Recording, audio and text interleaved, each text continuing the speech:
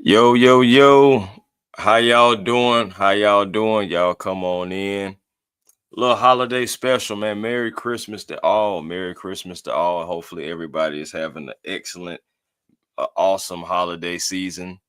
I just don't mean to bother everybody, but just had a few holiday things I want to talk about surrounding the Atlanta Falcons. So again, Merry Christmas and y'all come on in, man. Not sure if my man Smitty gonna join me, but if you're joining from Smitty's channel, salute to you, and we're gonna have a little conversation. A few topics I got, and I want to bring it to y'all's attention, talk to y'all about it, and see what we can get out of it. So again, Merry Christmas, and if you're watching from my channel, again, welcome back to A1 Forever Sports. But yeah, man, definitely want to get into this very early. Let's see, Merry Christmas, Merry Christmas. Robert Blackman was good. Silk Legacy, Merry Christmas, Merry Christmas. Yeet, get some. Jay Howard, Merry Christmas to you. Merry Christmas to everybody, man. I really hope everybody, has gotten everything that they wanted for Christmas. Dads, I hope y'all got more than just socks. Y'all know what's going on with that. I hope y'all got more than socks. But all in all, man, hopefully, everybody was able to have, awesome time with family. And that's what it's really about. And just, sharing that love and spreading that love around. The presents and everything are nice too. But I think for us guys, the older we get, and especially, for those who have children, it's more so for them, more than for the guys. But let's get into a few topics, man.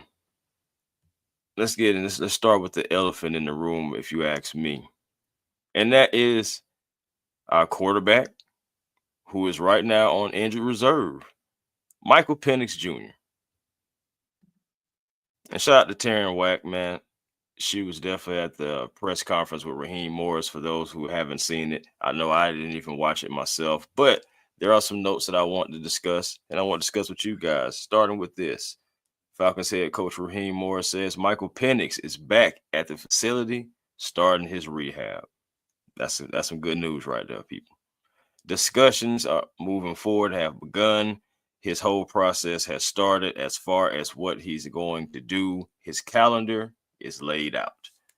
Okay, so that's a good thing. The Falcons, they have a plan in place.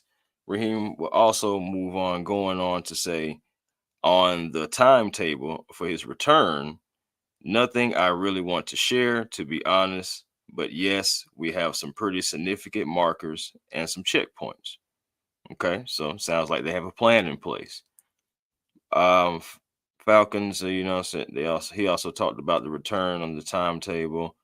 I would say, as far as we know of, he's on schedule and he's in great spirits.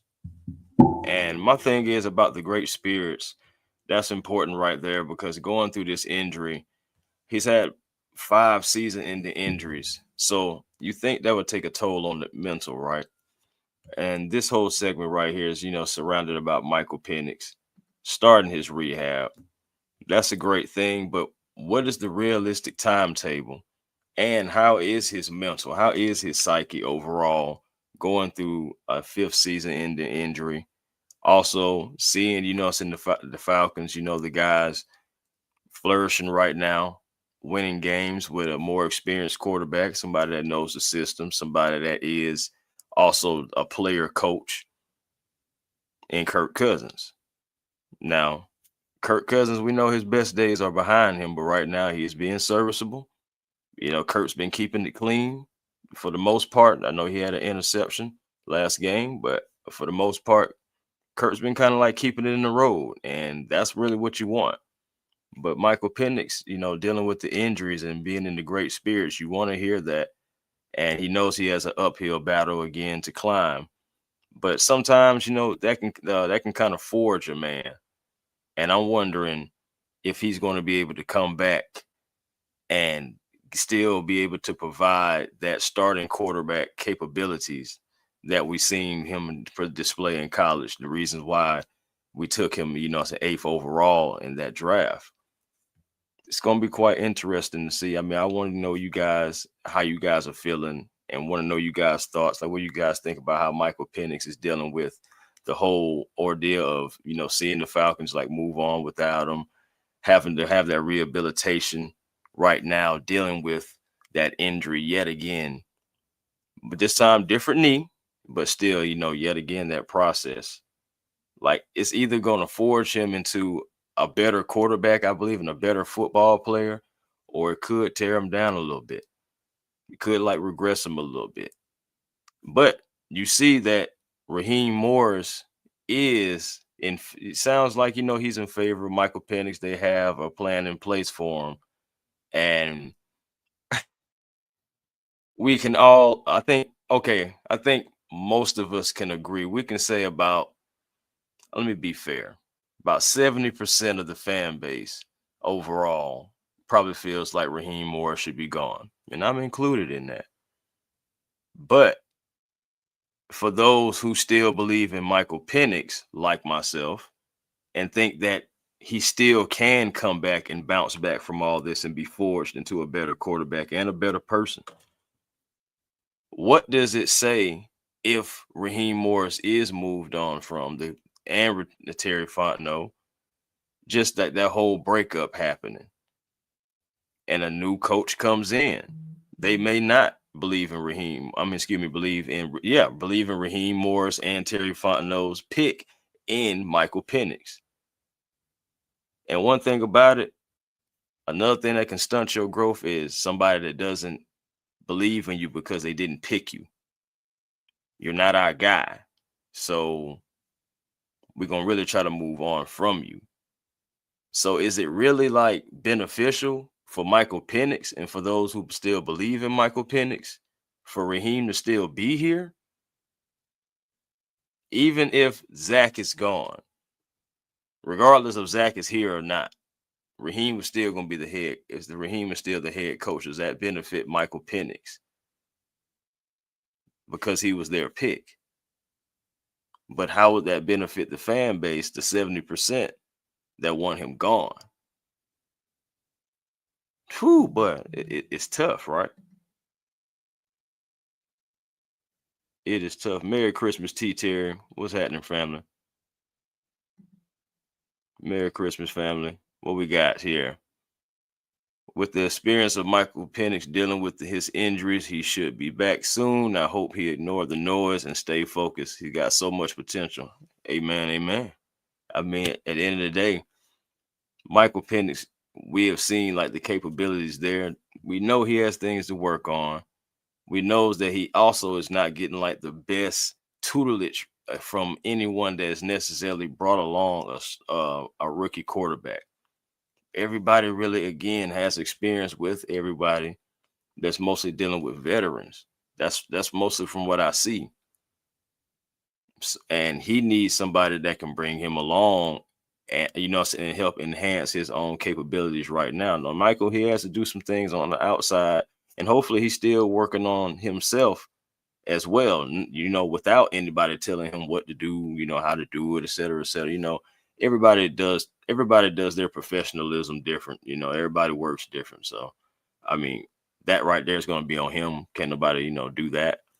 But still, Penix fundamentals like footwork seems so far away from a good NFL player. And I can respect that because, yes, there is times where he out there looking like he has happy feet or he out there trying a new dance move. But also, you got to think about the offensive line.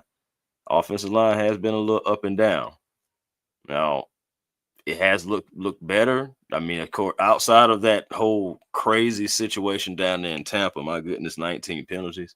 Like everybody you just put that on everybody. I know there was certain guys that had more penalties than others, but still, overall, you just put that an ultimate team disappointment. But still, overall, even when he went down on the play where he went down on, the offensive lineman got beat, and they got to Michael Penix. Next thing you know, we're in this situation. So you think about it too. Yes, he does have the happy feet, but Silk Legacy says he was put in the game too early. Huh, that's interesting because you think about it at the end of the last year, that was 3 games though, fam. Like we had to put him in because by that time we ain't even had the lead in the NFC South no more. Like we tried to roll with Kurt, or should I say, the coaching staff rolled with rolled with Kurt, and it got worse and worse. There were games to where we could have really won. That Minnesota game. We was right there, but you put that more so at the end of the game. Kind of like defensive execution. It wasn't there. Guys getting beat, guys getting lost in that secondary.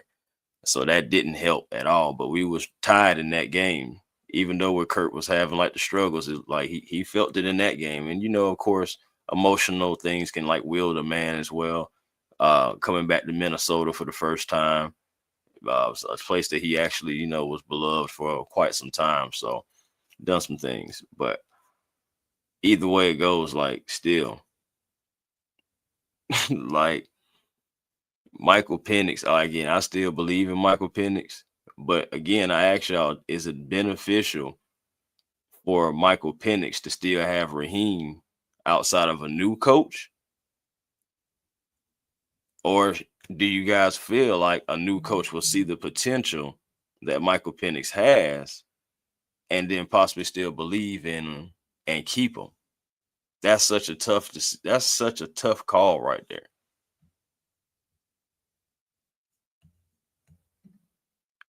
I love this right here.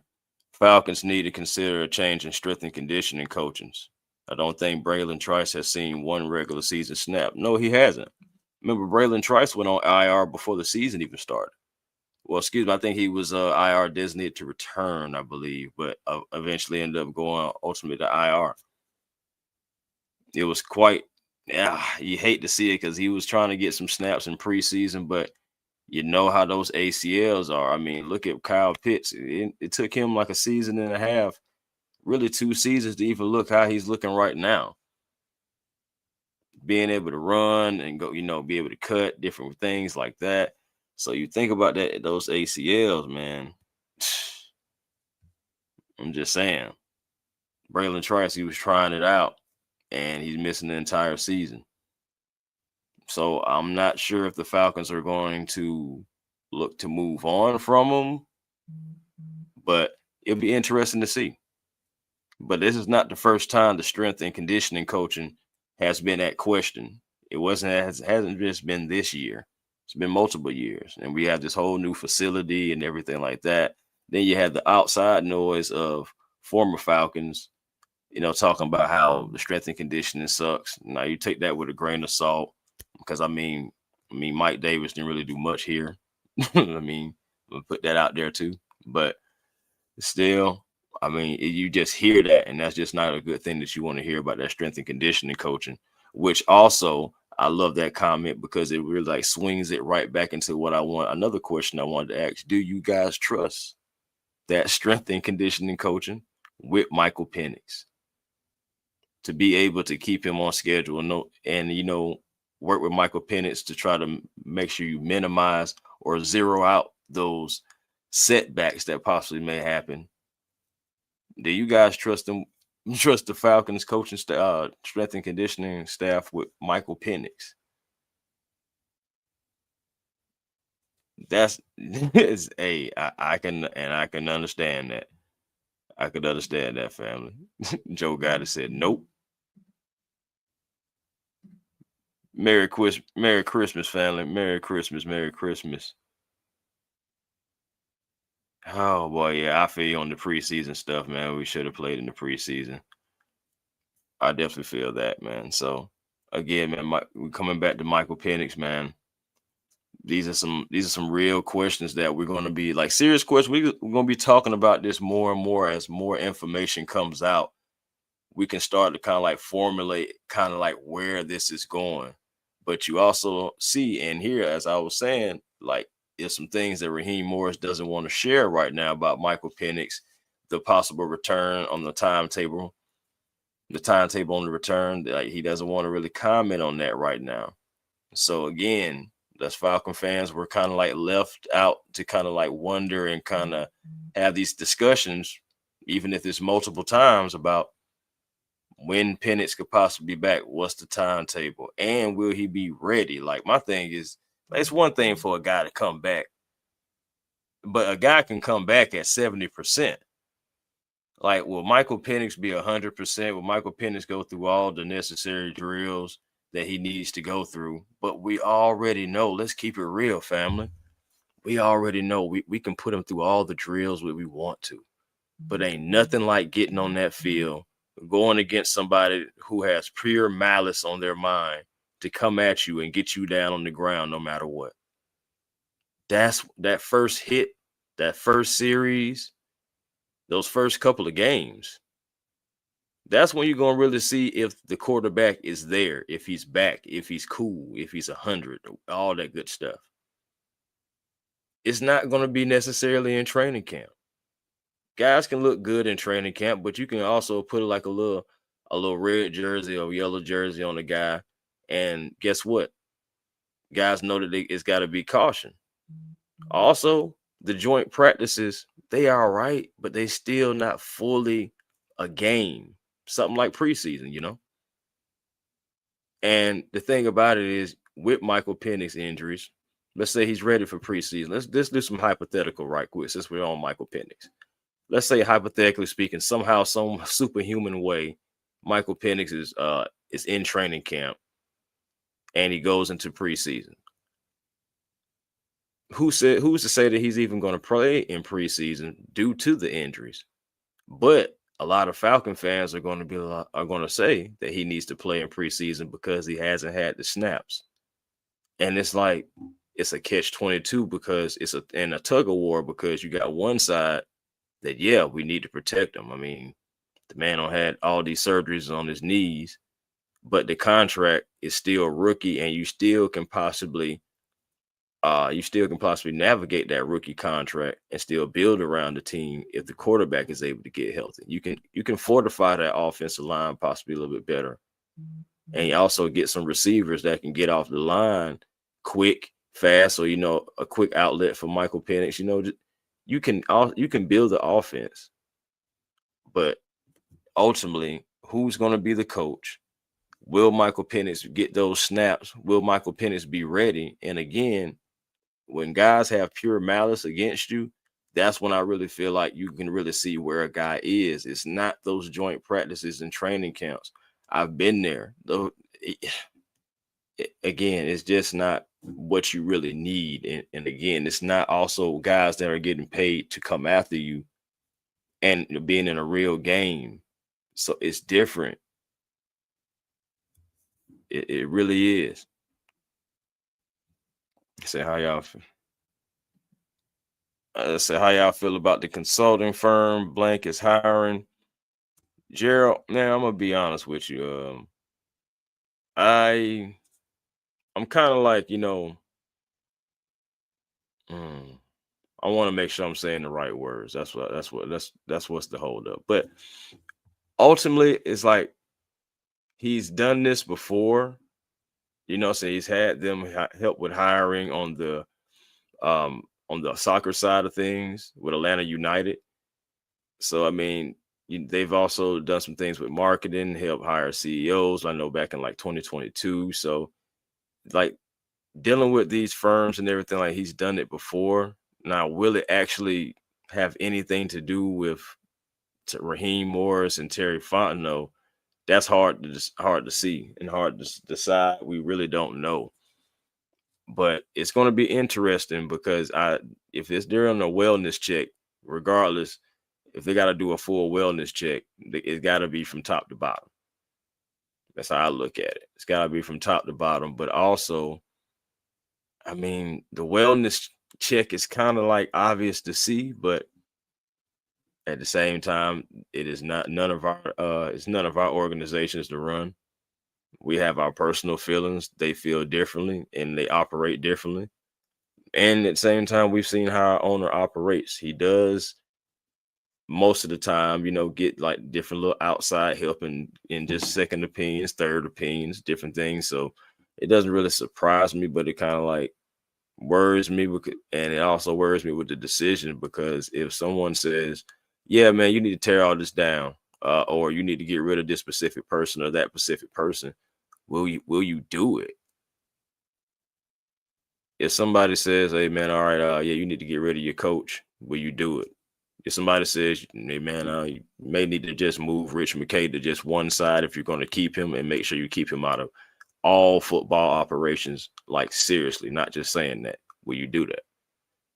If somebody says, "Okay, your president is this, your president is that," will you do that? Anything other than, "Oh, everything is fine, you just need a little tweak here, a little tinker there, and you'll be a well-oiled machine." So, like, I'm worried about that. Just, to be fair, I am definitely worried about that. So Raheem doesn't want to share because he doesn't know. Hey, man, you got something, man. I feel you. I feel you, Joe. I feel you. I definitely feel you, man. But at the end of the day, like, and Smitty has said this on many accounts, and he knows because he's been on this earth definitely longer than me, and he's definitely big bro. So, like, what he said, like, when you get older and these people, like, they have these circles that they are circle of trust, and they normally don't like to break that circle of trust, and creature of habit. They kind of become more so of a creature of habit again, going back to the hiring of the firms, going back to, having this guy beside me, going back to just kind of like circulating same decisions, same personnel. I mean, it kind of like, what I'm saying, really speaks for itself when you think about it. But last thing I got to say, because I do have a few more topics actually I want to talk to y'all about. But last thing I got to say about Michael Penix, and this is a question for everybody who is watching this right now. Do you still believe in Michael Penix? Or are you one of those people who are absolutely already out on Michael Penix because you knew what you were getting, that he was already semi-damaged goods? Let's keep it real. We knew that. But the fact that he wasn't able to make it through a full season already, believe it or not, have some people already out on Michael Penix.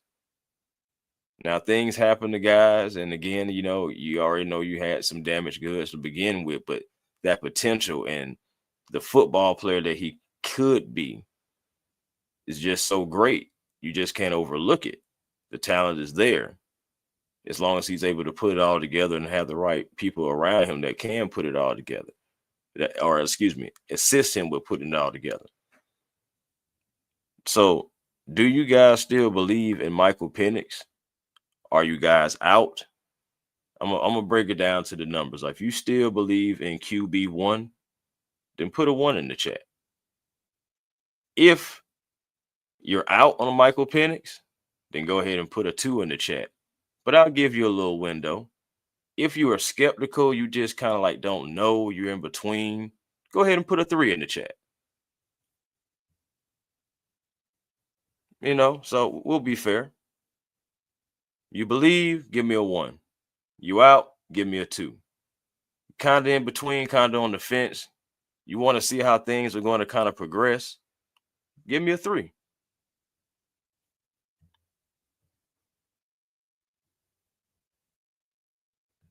Okay, we got some ones. We got some ones. Brock says one. Player stats, what's happening? He says one. What is it? I want to say, I was about to say Machiavelli, but M level says one. Let's see. Ant Wright says one. Let me see. Joe Gaddy says one. And let me see. Jay Howard says, I'm out if he can only play pistol. Hey, he's definitely going to have to play more than pistol. I mean, honestly, because if you want to become a better quarterback, and like I'm assuming like every quarterback wants to come into this and be like one of the top tier quarterbacks. I'm not even going to say the greatest of all time. I'll just say one of the top tier quarterbacks. So in order to do that, I do believe you're going to have to do more than just be in the pistol.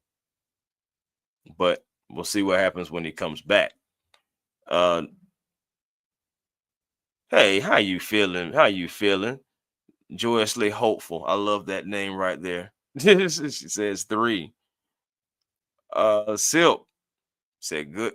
He's a good person, but he's accident prone. So 3.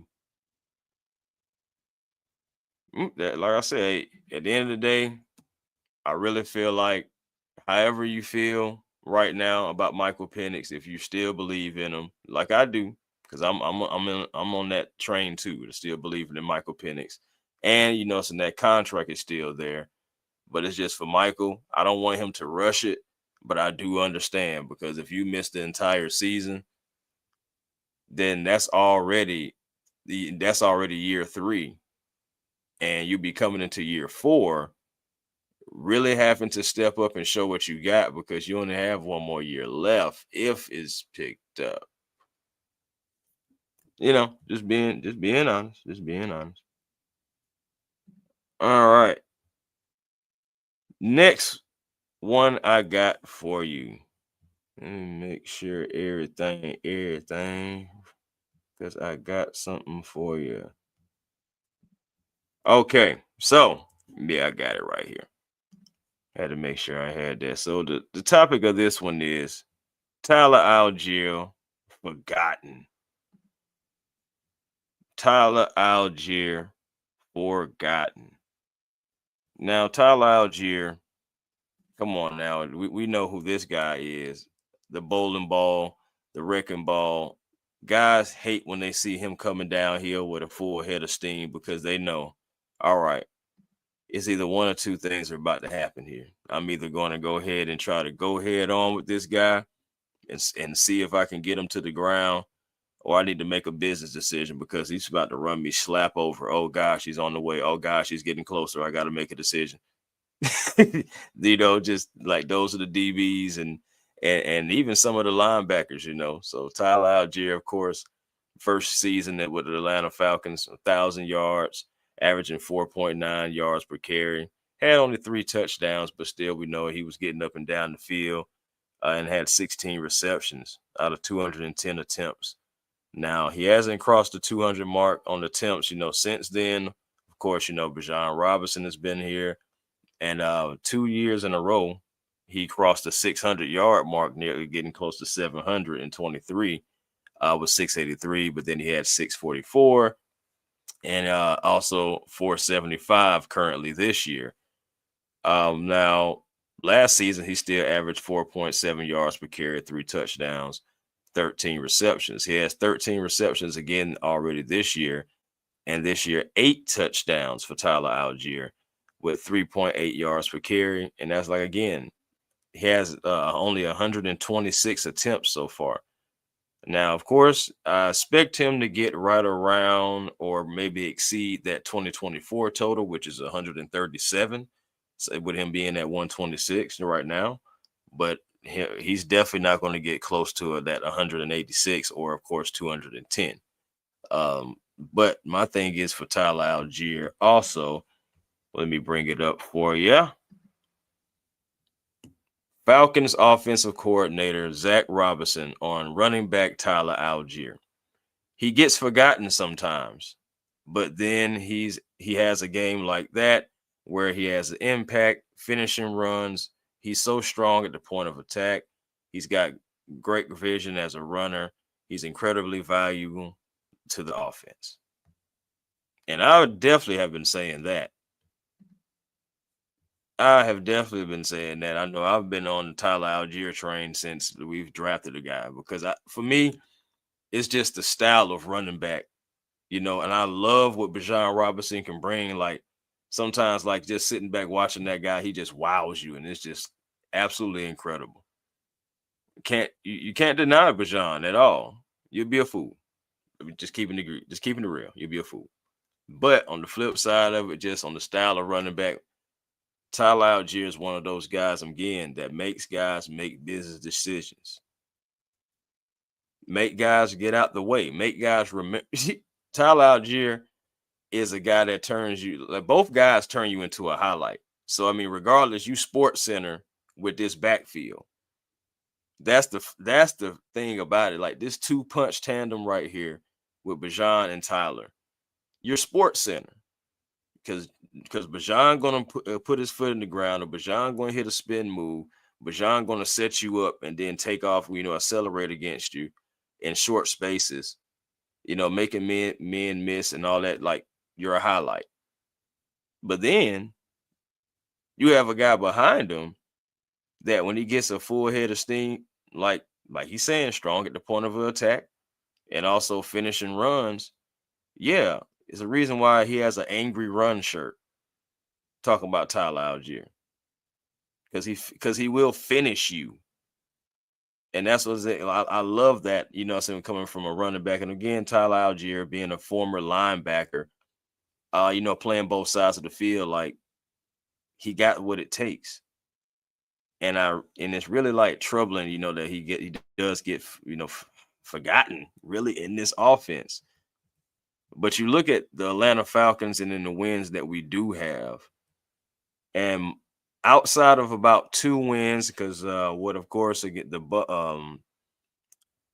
Buffalo game. No, was it the Buffalo game? Let me make sure. Here. No, the Buffalo game. So the Buffalo game, he had 10 attempts. But again, another Bajan game. And you look at the Cardinals game, he had 16 attempts. You look at the Buccaneers game, he had only 2 attempts, but that game, that was the Bajan and Kyle Pitts game. Those 2 guys were going off. You still would like to see Tyler get more attempts and punish the Buccaneers even more. But at the end of the day, we still won the game. You take dubs.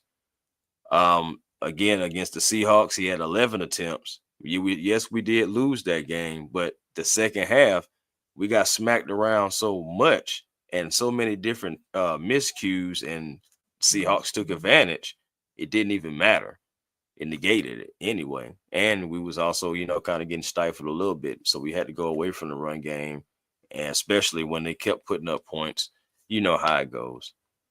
But also, the Aints game, 12 attempts. Also going back to the Bills, 10 attempts. You go to the Commanders game, 16 attempts. My point is, so you go another 16, another 10. My point is, in all the wins that we have more so most of the time a balanced attack. And when you involve Tyler Algier, the Falcons normally are at least right there in it at the end, or they win the game for the most part.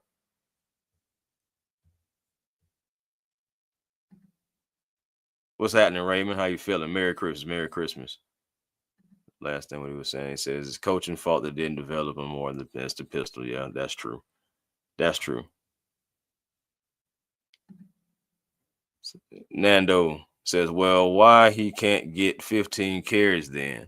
And for your OC saying he gets forgotten, I'm just shaking my head. I know, Nando, like that's my point. I'm saying, like, my point has been already, and it goes back for Kyle Pitts too.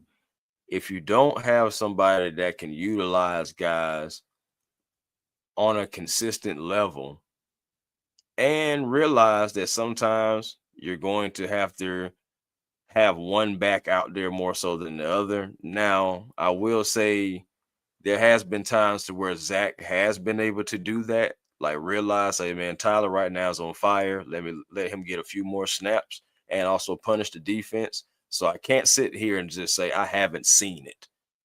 It's just I don't see it enough. Like there's times where we really have them on the ropes with the run game sometimes, and then we will go away from it and it'll stall a drive, or a penalty will happen, stall a drive. Now, that's more so on the players, but still, like it's like something will happen and you have to go away from that run game. So like what he was saying, it's troubling. Bijan Robinson, generational running back, he's Marshall Faulk 2.0, future Hall of Fame talent. And there's no denying that. There's no denying that, T Terry.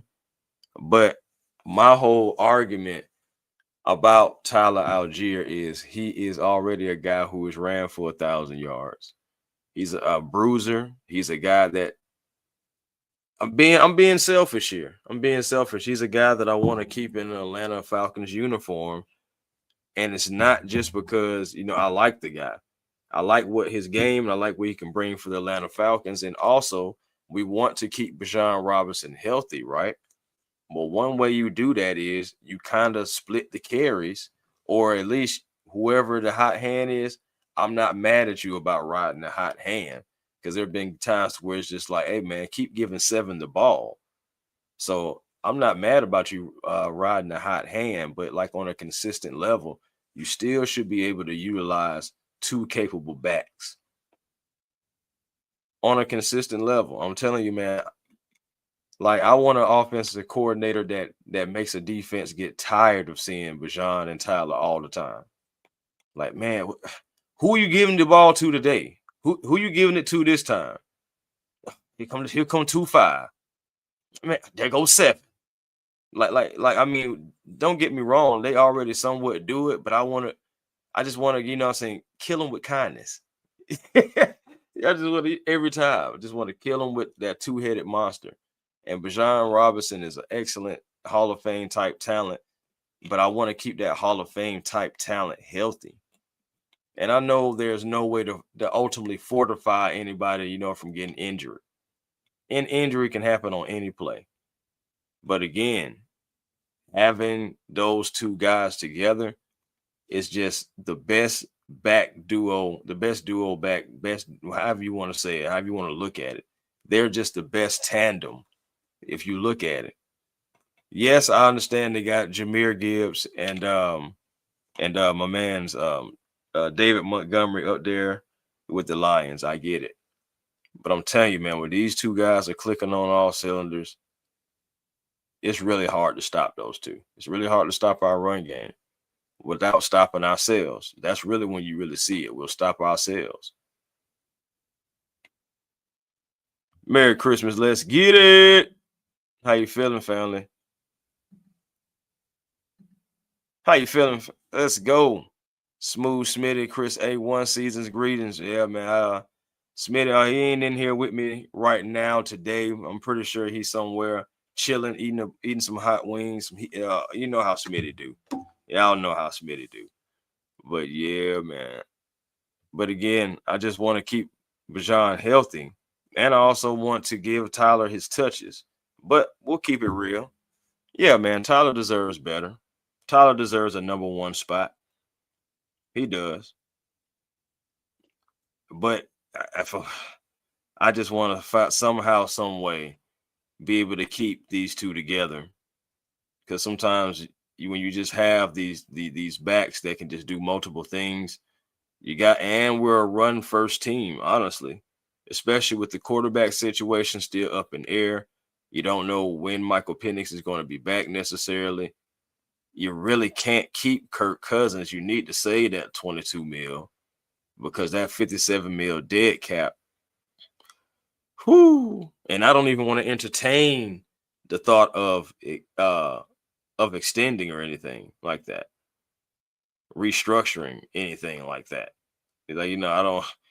Yeah, that's what it is. I don't want to think about any restructures or anything like that. So if you're in that type of situation and you're possibly going to have to go get a bridge quarterback maybe anyway, which you probably need to go get that no matter what the timetable for Michael Penix is, you probably still need to go get that anyway. Somebody that can back up Michael Penix at a different price range so you can be able to go do other things and pay other players. But man, just a thought. Just a thought about that. I just think you should be able to keep both of the running backs. But I understand that Tyler does deserve that number 1 spot. He does. Oh man, what else I got for you? Yeah, because I got something else for you. Winding down, though. We're winding down. Let's talk about this. Let's talk about this right here. In this segment, you might as well call this the Doorless Dominate segment. Brandon Dorless, I'm telling you, man, like that kid, scouting him and seeing what he can be able to do. He going back to Oregon, a guy that was moved up and down the line, being able to come off the edge, being able to push up the middle, being able to help reestablish the line of scrimmage, getting off, just disrupting offensive lines. I had a feeling about that guy, and so did my brother Berto. Shout out to him, salute. So we was heavy on that kid, and seeing him and what he's doing right now, and having 8 sacks right now, and it's been the whole thing, and people are going back and forth about the Grady Jarrett thing and saying that, oh, Grady Jarrett had 7.5 sacks. That's the most sacks he had in his career. And Brandon Dorless has already eclipsed that. Yeah, I mean, that's what happens. But can we give Grady Jarrett just a little grace? Just a little bit of grace? Because let's just be honest. Grady Jarrett didn't have James Pierce Jr. next to him. He didn't have Jalen Walker back there. He didn't have Leonard Floyd. You know, just saying, like, some of the lines that Grady Jarrett had to play on, and he was undersized. We know that too. So, like, just some of the lines that Grady Jarrett had to play with, he was definitely the best person getting pressure for such a long time for the Atlanta Falcons. You still even remember his performance, in the Super Bowl. He had a pretty good performance there. And, moving on to the next season, yeah, he kept on being like productive. We just didn't have a lot of people around him.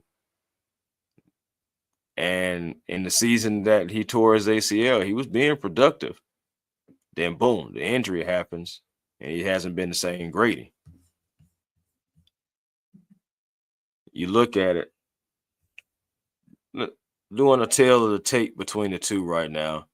Brandon Dorless has played 2 more games than Grady, started more games than Grady, 8-4, 8 sacks to 1 sack. Well, this is just 2025 now. 14 solo tackles and 12 assisted, combined 26 for Dorless.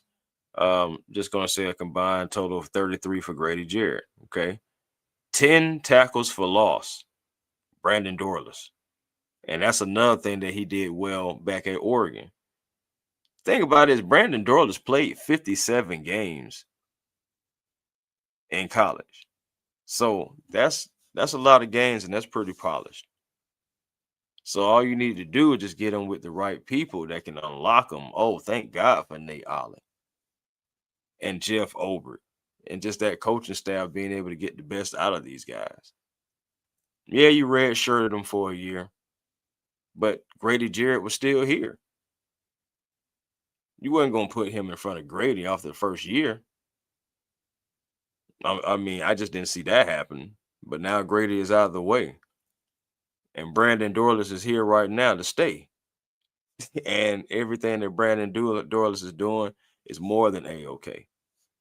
This man is, like I said, 8 sacks right now, and is being a difference maker up the middle on loop stunts, helping other guys get out there.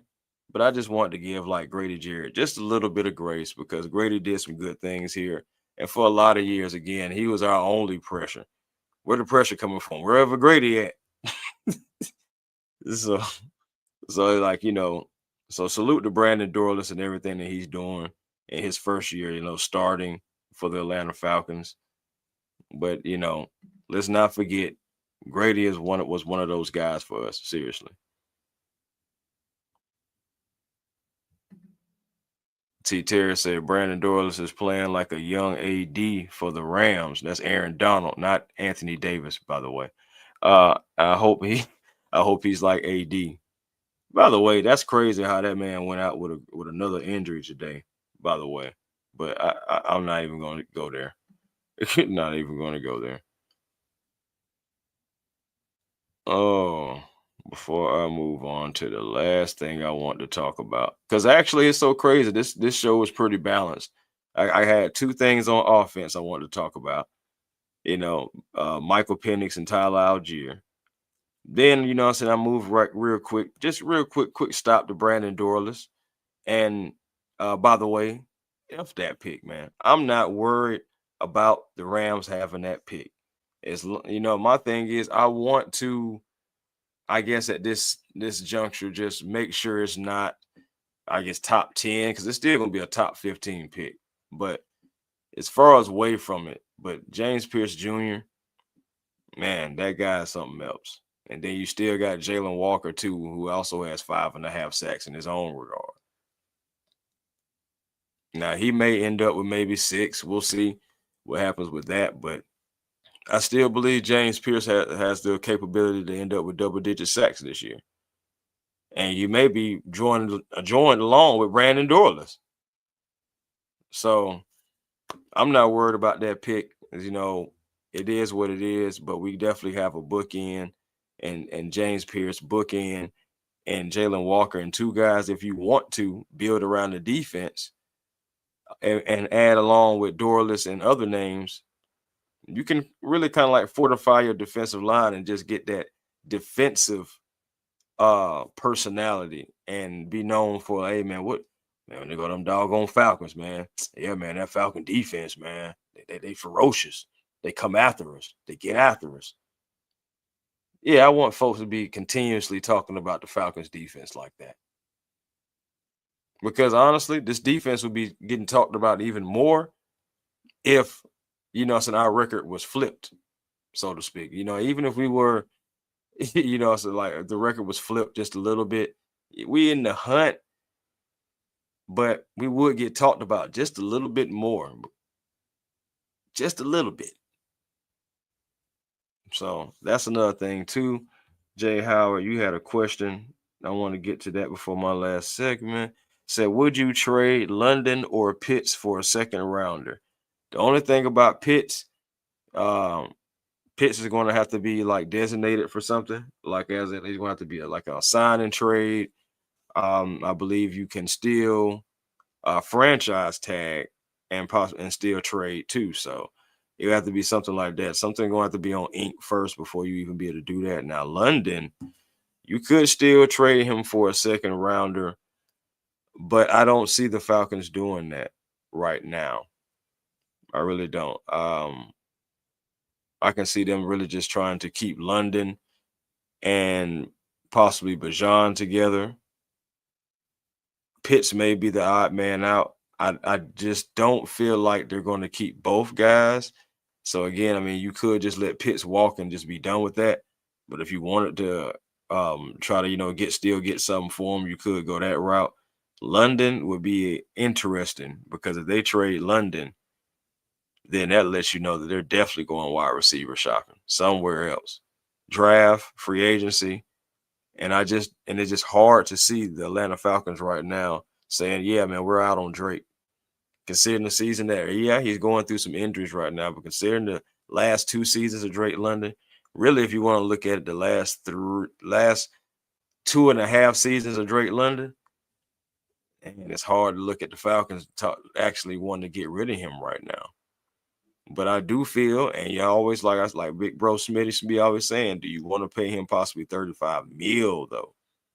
Or do you want to pay Bajan $25 million and just make him the highest? So it is like a money thing too, but salaries can be tinkered. Salary caps can be tinkered. Contracts can get backloaded, front loaded, incentives, bells, whistles. We know that, and that's why you got to have guys that can understand that. Like you got like a guy like Terry Fontenot in that regard.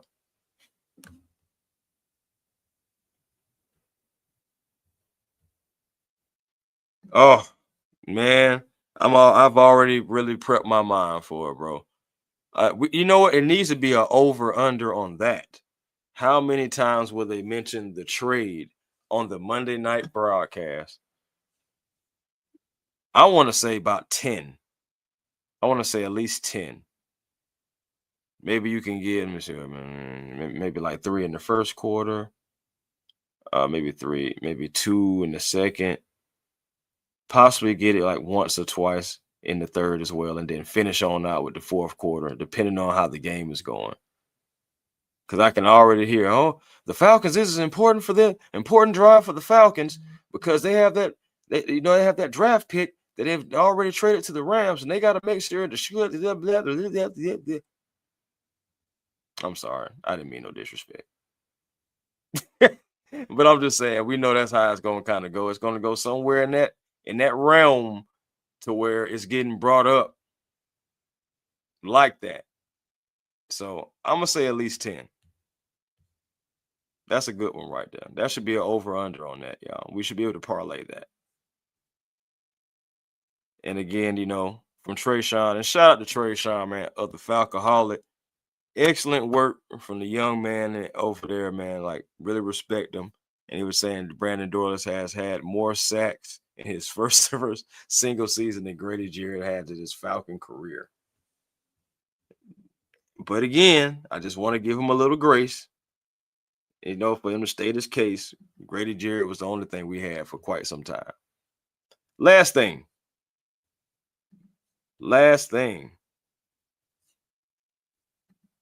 Pull it up right now. This is from Josh Kendall, the Athletic. Falcons released Jamal Agnew last week. Had planned to bring him back to the practice squad before Washington picked him up.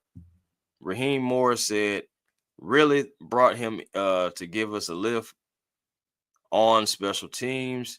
Didn't get that provided to us, so we moved on to our younger guys. But wait. Falcons released Agnew last week.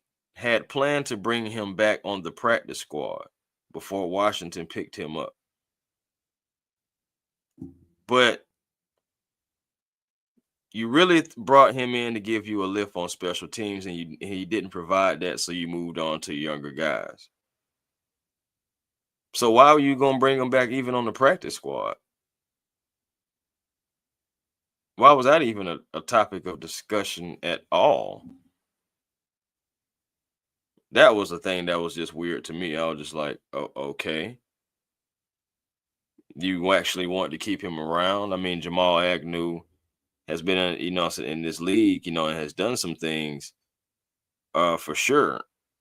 But, and I mean, overall, in 11 games, he had 741 kick return yards, averaging 24.7 yards, punt return 114 total punt return yards, and that's 7.6. But he also had 3 fumbles.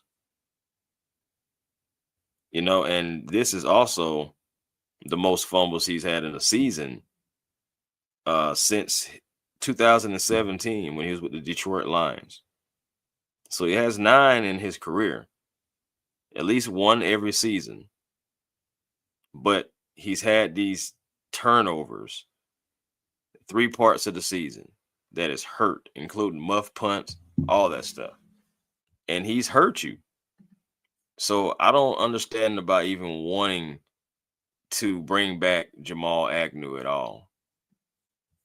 And that's what, it's just one of those things that I look at it, and it goes back to the Young Wei Koo situation.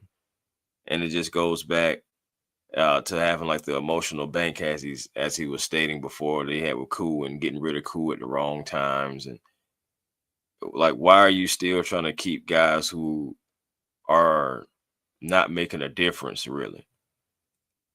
Which also goes back to the special team coordinator still being here.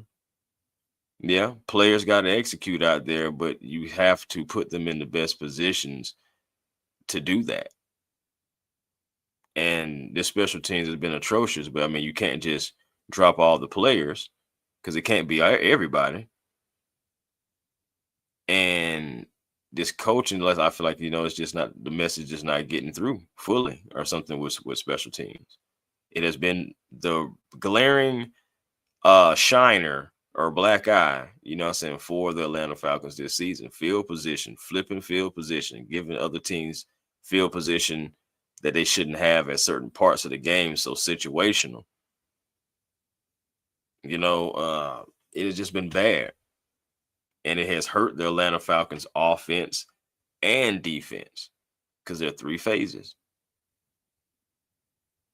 So, and you go back again, and it's like, but it was performance based with Jamal Agnew. He wasn't getting it done, and he was fumbling, which was hurting the team. Three of them. You had to move on from them. But why even consider even putting them on the practice squad? Just move on. Because you moved on from Ike, but you haven't moved on from Marquise. And ultimately, I just want guys who's going to get it done. I think that's all fair for us Falcon fans. Just having guys that can get it done.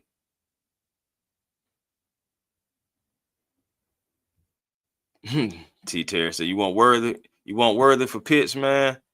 I don't know, dog. I don't know, man. I ain't gonna lie to you. I'll be for me. This is just me now. If Kansas City wants Pitts, right? Y'all can keep Worthy, but can we talk about that Rashid Rice guy? Now, if they want to talk about Rashid Rice. I'm possibly, if we're just talking about his capabilities, I'm possibly open about that. But that's another story, and that's another topic. John, what's happening, man? Bringing him back is like buying a toy at a yard sale and then taking it back to the yard sale and being like, nah, I don't want the toy no more. You know what I'm saying, man? Because it makes no sense. It makes no sense. Merry Christmas, family. How you doing, Henry? Hope everything is going well for you. And I hope everybody is having a very, very Merry Christmas. I did not expect this show to be almost an hour. I'm not going to lie to you. But at the end of the day, man, this is what we do it for. I love doing this type of stuff, podcasting, talking sports, sharing opinions, involving you guys, because, this is what it's all about. And, I thank you for everybody who did tune in for this Hot Topics Atlanta Falcons holiday special. Right now, I would just want to say Merry Christmas again to everybody, because I know I'm about to go back and get into some festivities myself. While it's still kind of early, it's almost 8:30, so still going to get into some festivities. And I hope everybody's having a blessed night. You guys, so stay safe out there. And if you are watching from Smitty's channel, man, make sure y'all come over and give A1 Forever Sports a like, a comment. If you're not already subscribed, saying thank you for everybody who's already subscribed to A1 Forever Sports. And also, give Hawks Digest a look over too, man. Atlanta Hawks Digest. Also, me and Walter Pollard over there building that. We just crossed 3,000 over there. So thank you to everybody who is already subscribed there, if you like basketball and if you enjoy the Atlanta Hawks. But guys, this has been a great live, man. Salute to everybody in the chat. Y'all could have been anywhere else on Christmas, man. This is Christmas, but y'all came in and, chopped it up with old A1 on Christmas Day for some holiday topics, few things, and y'all shared y'all opinions and y'all showed that as always. So I appreciate y'all. But until next time, y'all, man, also Twitter A1 Forever, Instagram A1 Forever, and the real A1 Forever on TikTok. Man, me and Smitty, we're going to see about also that post game for Monday Night Football. But we're going to see exactly what happens, for the rest of the weekend. I know it's still kind of holiday time. People are going to be traveling, doing their thing, still enjoying like the holiday season. But we're still going to try to push out some content. Also, again, going back to that post game, it's probably going to be pretty late if we do it that night. But if not, y'all make sure that y'all are, keeping an eye out, because most likely we're going to possibly do it like the following day on that Tuesday, which means the post game, the preview most likely for them Stanks, it's probably going to be pushed back too. So, but either way it goes, we'll figure it out. We'll let you guys know. But peace and blessings to you all, and to you all, I'll holler, you dig.